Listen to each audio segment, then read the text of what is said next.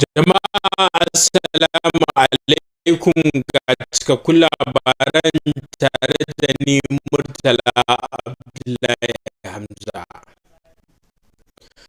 Tsohon mataimakin shugaban ƙasa Muhammad Namadi Sambo ya yaba da jajircewar gwamna Abba Kabir Yusuf wajen inganta harkar ilimi a jihar Kano. Ya bayyana haka ne yayin wata ziyara da ya kai wa gwamnan a nan jihar Kano. Abdullahi Mustapha na da cigaban wannan rahoto. Ta kasance ziyara zuwa gida ga tsohon mataimakin shugaban Najeriya Muhammad Namadi Sambo, kwararre a fuskar zane-zane. Namadi Sambo ya shafe shekarunsa na farkon aiki a Kano bayan yin ta'aziyya ga iyalan marigayi Aminu Alhassan Ɗantata. Ya zo gidan gwamnati domin yi wa gwamna Abba Kabir Yusuf ta'aziyyar da kuma yaba masa bisa ayyukan cigaba da gwamnatinsa ke gudanarwa. Namadi Sambo ya yaba gwamna bisa ayyana dokar ta ɓaci a fannin ilimi da kuma ware maƙudan kuɗaɗe domin inganta fannin. Ya kuma jinjina masa bisa manyan ayyukan raya ƙasa da ake gudanarwa a faɗin jihar, abin da ya bayyana a matsayin jigo wajen bunƙasar tattalin arziki. Gwamna Abba Kabir Yusuf ya bayyana godiya kan ziyarar da kuma yabo da ya samu daga tsohon mataimakin shugaban ƙasa, wanda ya bayyana cewa za su ƙarfafa masa gwiwa wajen ci gaba da yi wa jiharsa aiki kamar yadda ya kamata. Abdullahi Mustapha, Labaran NTA.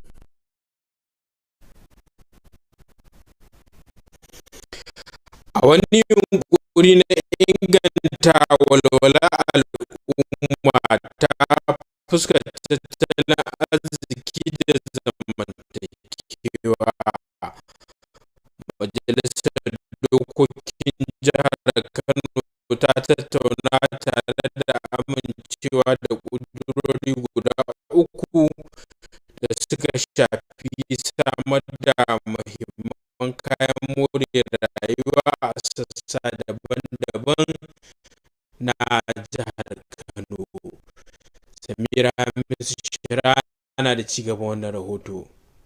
Yayin da yake gabatar da ƙudurinsa, ɗan majalisa mai wakiltar mazaɓar Kumbotso, Mudassir Ibrahim Jawaciki, ya jaddada muhimmancin daga darajar waɗannan asibitoci na Shaka-tafi, na Mariri, na Ibawa, Shika Makaranta da Canci, saboda yawan al'ummar da ke zama a wannan yanki.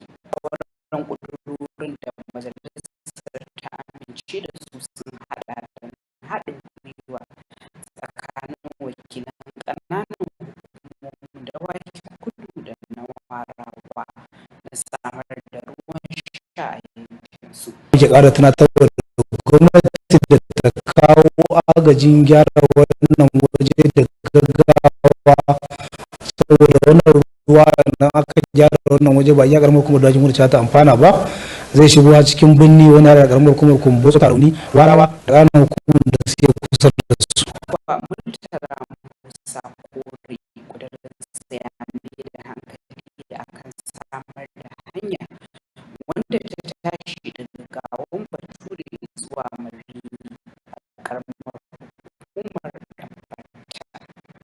kuma shi gurin yana da muhimmanci kwarai da gaske, domin ita wannan area ce ta manoma, saboda gurin yana da muhimmanci.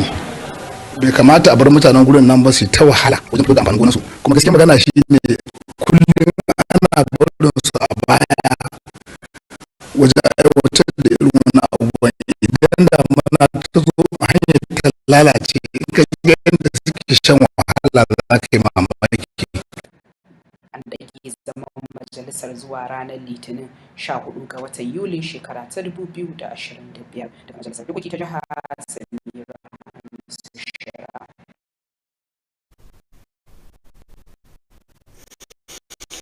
A nan kuma wani abu mai haɗari da tayar da hankali shine yadda ake samun ƙaruwar yawan marasa lafiya da ke daina shan magungunan su kafin su kammala wa'adin da aka rubuta musu. Rufai Idris Gawuna na da rahoto akan haka, inda masana lafiya ke gargaɗin cewa irin haka kan iya haifar da matsala ga lafiyar al'umma. Ga rahoton nata. A mafi yawan lokuta marasa lafiya na ƙin ƙara shan maganinsu da likita ya rubuta musu. Wannan mummunar ɗabi'a na daƙushe lafiyar ɗan adam ta zahiri da baɗini. Domin ƙara faɗaɗa bincike, Labaran NTA ya tattauna da wasu mazauna Kano don jin ta bakinsu. Nakan ƙarasa, nakan kuma ƙi in ƙarasa gaskiya, ya danganta da yanayin yadda na ji ciwo.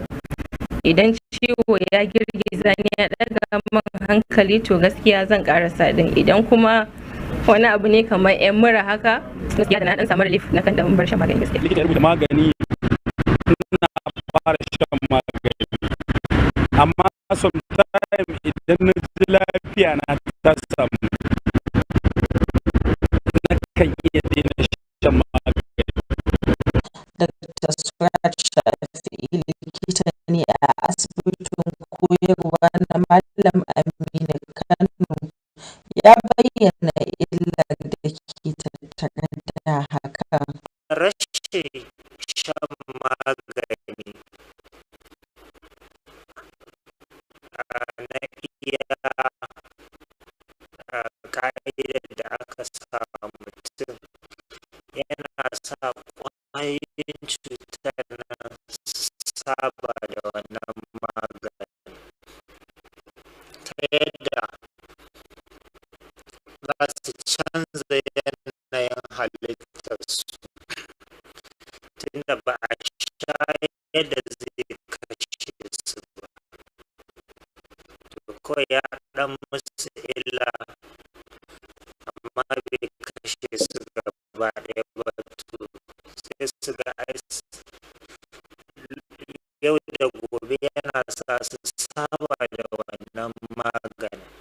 To duk sanda aka zo kuma aka sake amfani da shi, wannan cutar ta zo, sai a ga magani baya aiki. Ya ƙara da cewa matsalar ba iya nan ta tsaya ba, ɗabi'ar na iya jawo taɓarɓarewar ciwo gami da ruguza garkuwar jikin ɗan adam. Wani za a ce a sha sau ɗaya a rana, wani sau biyu, wani sau uku, wani sau huɗu ma a rana. To ba wai haka kawai ake cewa a sha sau ɗaya, sau biyu, sau uku ba. Masana wanda suka ƙirƙiri wannan magani sun auna shi, sun ga shi wannan maganin zai yi awa kaza a cikin jikin mutum kafin a jiki ya narkar da shi, ya fita daga jiki, ya daina aiki. sha sau ɗaya a rana. Bincike ya nuna zai awa 24 yana aiki a jikin mutum, wanda kuma za a ce a sha sau 3 a rana, shi kuma zai yi duk bayan awa 8 aikinsa zai tafi. Shi yasa ake cewa a sha sau 3 a rana da dai sauransu. Sannan wasu magungunan za a ce a sha na kwana 2, wani na kwana 3, wani kwana 5, wani sati 1, wani wata ma, wani za a ce a yi ta sha ma na tsawon lokaci, wani kuma za a ce mutum ya ta sha har ƙarshen rayuwarsa.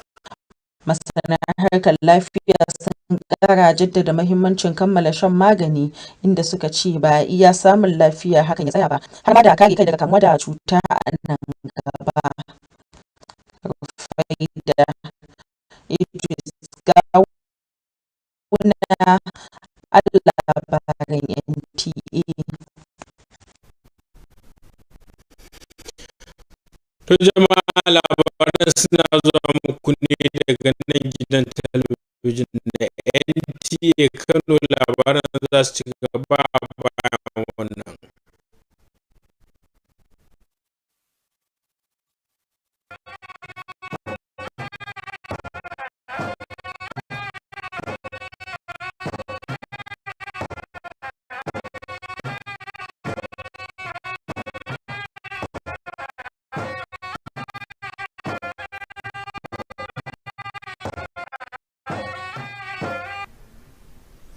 To barkamu da dawowa.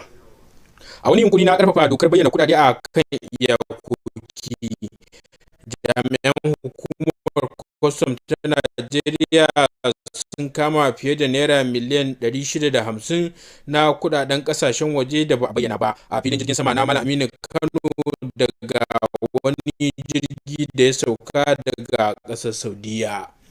Masud Aliyu ya ba mu rahoton cewar an kama mutane 3 da ake zargi da hannu a lamarin. Ga rahoton nasa. Wannan kame ya zo bayan wani wayar da kan al'umma na haɗin gwiwa da hukumar kwastam ta Najeriya da hukumar yaƙi da cin hanci da rashawa suka gudanar, inda aka tunatar da matafiya wajibcin bayyana duk kuɗaɗen waje da suke tafa da su lokacin shiga ko fita daga ƙasar. Dokar Najeriya ta ba da dama a shigo da kuɗaɗe ko kuma wasu kayayyaki da ake iya mu'amala da su a madadin kuɗi, kamar zinari ko azurfa, wanda suka kai kima ta dala Amurka 10,000. Amma daman nan da ta bayar sai ta ce duk wanda zai shigo da dukiya ta halal to ya bayyana. Muna sa ran ka tattara da wannan abin da muke na haɗin gwiwa makawa kudin da mutum da ke hannun barbuyi ba zai yi. Sannan idan kuma suna da kudin suna halal, wannan daga yau ba ya kamata kowa ya cewa wannan al'amarin muna nan cewa ba da riba na sai mun kama kowace. An miƙa waɗanda ake zargi tare da kuɗaɗen da aka kama zuwa hannun hukumar yaƙi da cin hanci da rashawa domin ci gaba da bincike. Hukumar na cewa za a gurfanar da su a kotu bayan an kammala binciken. An kama mu da kuɗi wanda na tawo da shi daga Saudiya, wanda aka bani sako ban san kuɗi ne a ciki ba. Hukumar custom ta kama ta ce baya halatta a shigo da wannan kuɗin ba tare da kai clearance ba. To ni kuma sai na je wucewa da kuɗi ban yi clearance ba, sai suka rike kuɗi suka shigo da shi FCC. Wannan yunkuri ya nuna karfi da jajircewa hukumomin tsaro wajen haɗa kai don karfafa tsaro kan iyaka da kuma hana haramtattun kuɗaɗe daga shiga ko fita daga ƙasar. Masud Aliyu, Labaran NTA. To sai kuma rahoton bangaren wasannin namu na yau. Najeriya za ta karbi bakuncin gasar ITTF ta yammacin Afirka a ranar 16 ga watan Yuli.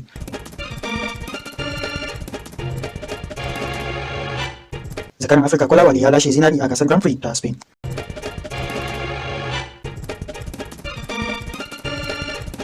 Dan wasan gaba na Villarreal Bali na shirin komawa kungiyar Everton.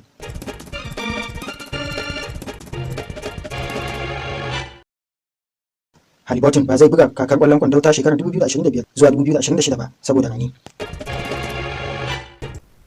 To sai kuma hasashe da ne zai kasance a gobe a nan birnin Kano da masu manyan birane a ƙasar nan.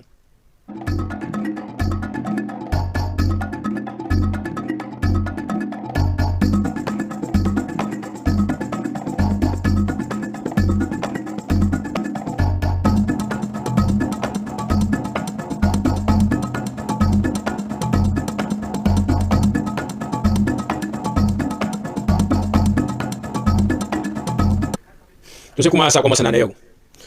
Sakamakon yawaitar kwacen waya a birane da kasuwanni, ana shawartar jama'a da su kasance masu lura da kai, su kula da kayayyakin su kuma su guji amfani da wayar hannu a wuraren da ba su da tsaro. to jama'a iyakaci abin da ya sauka kenan a huta lafiya.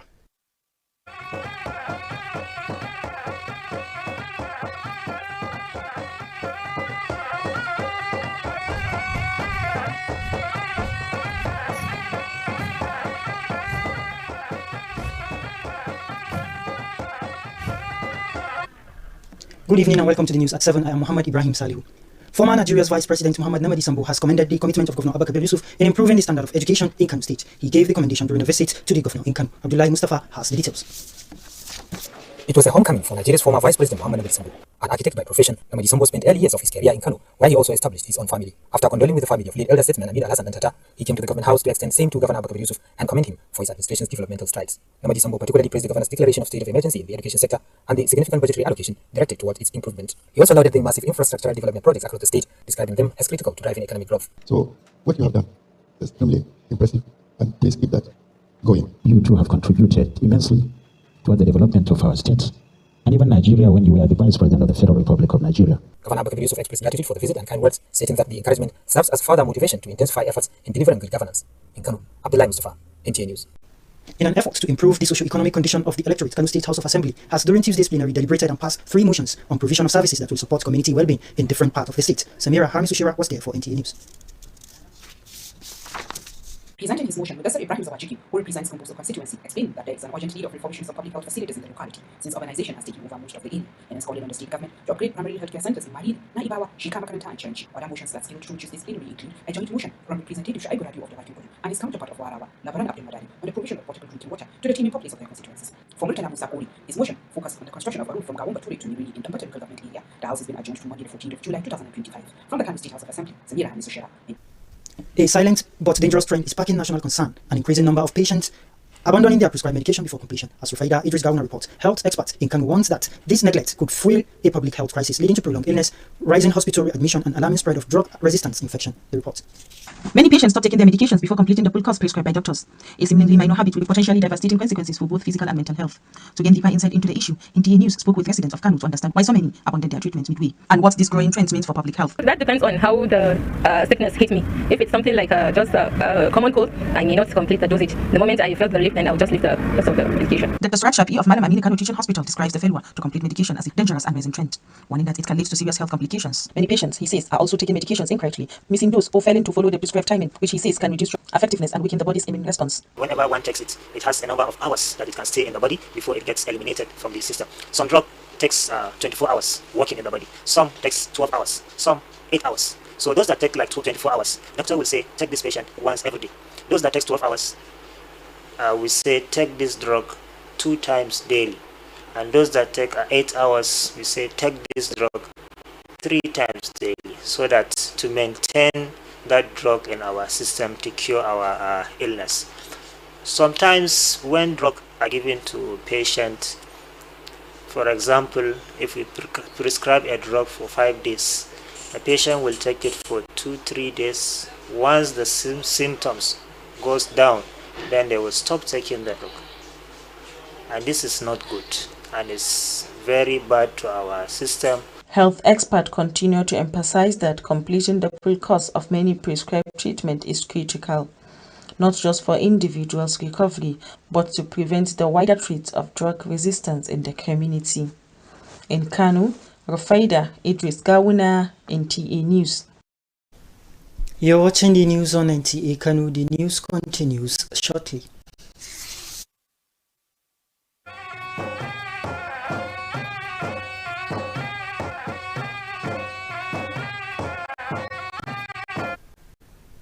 Welcome back. In a renewed effort to enforce currency declaration laws, operative of the Nigeria Customs Service has intercepted over 650 million worth of undeclared foreign currency at Malam Aminu Kano International Airport from a flight arriving from Saudi Arabia. Masood Ali reports that the three suspects were arrested in connection with the seizure as authorities ramp up efforts to curb illicit financial flows across Nigeria's border. The report. Interception comes on the heels of a recent joint sensitization campaign by the Nigerian Customs Service and the Economic and Financial Crimes Commission reminding travelers of the legal obligation to declare all foreign currencies at entry and exit points. The currency declaration regime is part of a holistic anti-money laundering and countering the financing of tourism measures provided in our laws to protect the sanctity and integrity of the Nigerian financial system. We urge the public, particularly the stakeholders within the aviation sector, the change and financial institutions to remain vigilant and report any suspicious movement of large volume of cash. Protecting the integrity of our economy is a collective responsibility. The three suspects, along with the seized foreign currencies, have been handed over to the Economic and Financial Crimes Commission for further investigation. Officials say they will be charged to court upon the conclusion of the process. An kama mu da kuɗi wanda na tura shi daga Saudiya. I didn't know they contained money until I was intercepted by the Nigerian customs, which is why I didn't declare them. The operation underscores the growing collaboration between security agencies to strengthen border surveillance and clamp down on illicit financial flows across the country. In Kano, Masood Aliyu, NTA News. And now to sports, where we join our sports correspondent with happenings in the world of sport.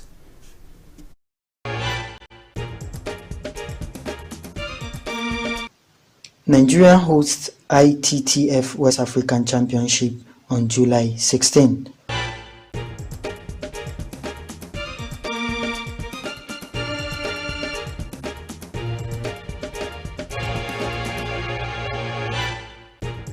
African champion Kolawole wins gold at Spanish Grand Prix.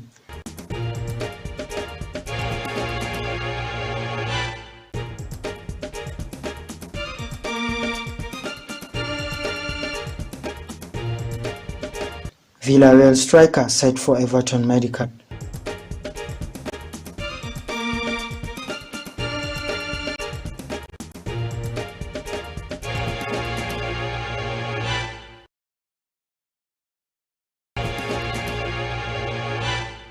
Injured Haliburton to miss 2025-2026 NBA season.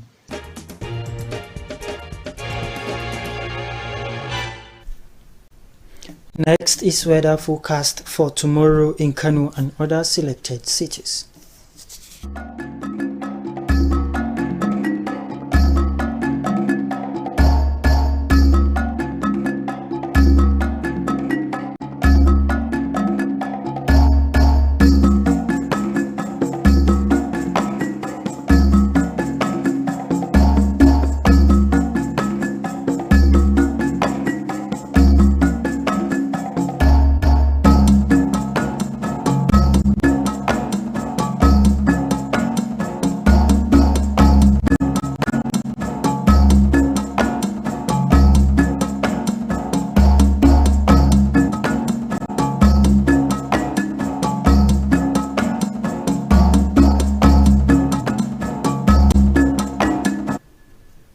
This brings us to the end of our today's bulletin, but before we round up, here is our expert's message.